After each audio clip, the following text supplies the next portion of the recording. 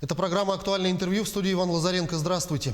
По статистике Минздрава России, каждый год от инсульта страдает около полумиллиона человек. Медики бьют тревогу, инсульты помолодели. Что провоцирует инсульты? Чем помочь человеку, если случился инсульт? И какая реабилитация необходима больным после выписки?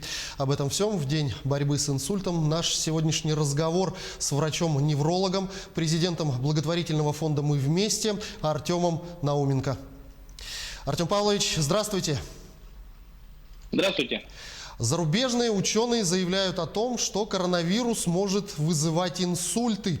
Вы, как человек, непосредственно работающий с неотложными ситуациями, что считаете? Так ли это? Какова статистика у нас в Якутии? Количество инсультов увеличилось или нет? Я скажу так, что коронавирус, он влияет на иммунную систему, и любые заболевания, тяжелые заболевания, они несут немножко иное течение, и пациент переносит его сложнее. Поэтому, если касаемо инсультов, то пациент, если у него есть инсульт, это тяжелое заболевание, плюс к этому у него еще коронавирус, то протекает это все несколько иначе, чем у пациента с подобным же размером очага, но без коронавируса. Поэтому здесь прямая связь незначительная, но все-таки прослеживается.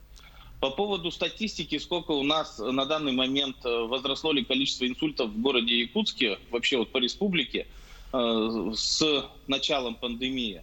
Но у нас растет количество инсультов, не связано это с пандемией, оно растет у нас из-за хорошей диагностики. Мы стали лучше диагностировать инсульты, следовательно, больше их выявлять. И в результате этого, конечно, статистика стала расти. Но в связи с тем, что мы их больше выявляем, мы их и стали значительно лучше вести, выводить, использовать все более современные методы лечения. Поэтому все имеет свои плюсы. Больше выявляем, лучше лечим. Скажите, а каковы главные все-таки факторы риска этого заболевания?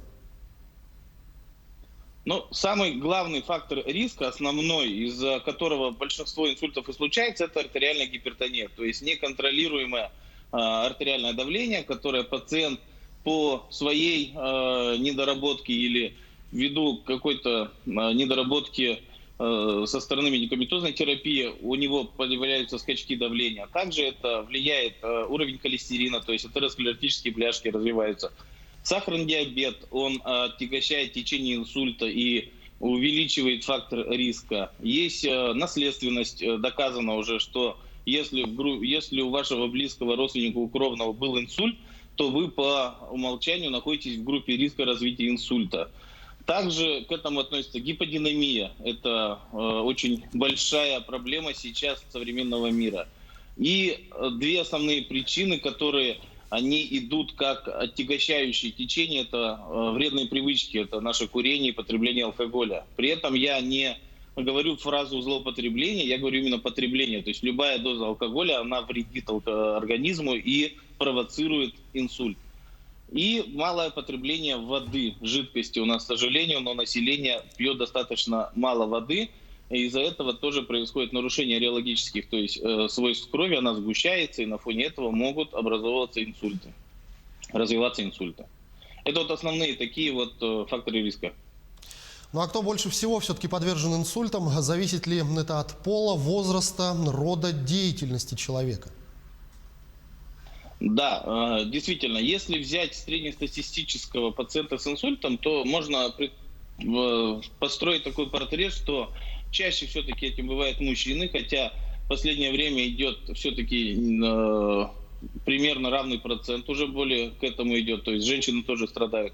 А это возраст от 35 до 55 лет, то есть тот самый работоспособный возраст, который ввиду своего образа жизни, в большинстве своем неправильного образа жизни, приходит к тому, что у него происходит развитие этих факторов риска. Эти факторы риска, они провоцируют инсульт. Но при этом, конечно же, здесь еще играет большую роль наследственность. Ну, а можно ли распознать предвестники инсульта и как себя все-таки обезопасить? Но вот если взять те факторы риска, что я перечислил ранее, и к ним отнестись, их перенести на себя, то есть начать обследовать себя со стороны содержание холестерина, обследовать себя, нет ли у вас диабета, начать следить за своим давлением, то все это вас приведет к тому, что вы найдете какой-то фактор риска, который может спровоцировать в будущем изменения вашего организма в сторону ухудшения в виде развития инсульта. Вы начинаете корректировать, то есть если у вас есть высокое давление, вы получаете гипотензивную терапию. Если у вас густая кровь, получаете антиагрегатную терапию. Если у вас сахарный диабет, начинаете лечить диабет. И вот эти все, то есть берем фактор риска и начинаем. Если вы курите, употребляете алкоголь, убираете эти факторы риска. И все, то есть изменение жизни в лучшую сторону в данном случае, и делаете тем самым вы шаг назад от развития инсульта. А чем можно помочь больному до приезда врачей все-таки, если вот приступ случился?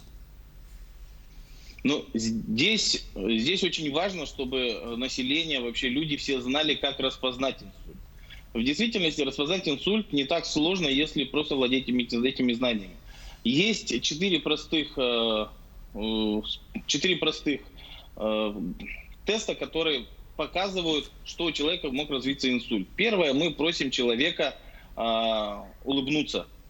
Человек, если случился инсульт, то у него будет один уголок рта опускаться. Далее мы просим человека поднять руки. Опять-таки, если развивается инсульт, то та сторона, которая поражается, у нее возникает, в противоположной стороне возникает слабость, то есть рука будет опускаться. Мы просим назвать свое имя. Пациент называет свое имя, и, как правило, если инсульт, то возникают речевые нарушения. И самое главное здесь время, то есть не терять времени. Если вы увидели эти симптомы, то вызывать скорую помощь. Вот обо всем об этом я регулярно провожу прямые эфиры и на своей страничке и рассказываю в школе инсульта.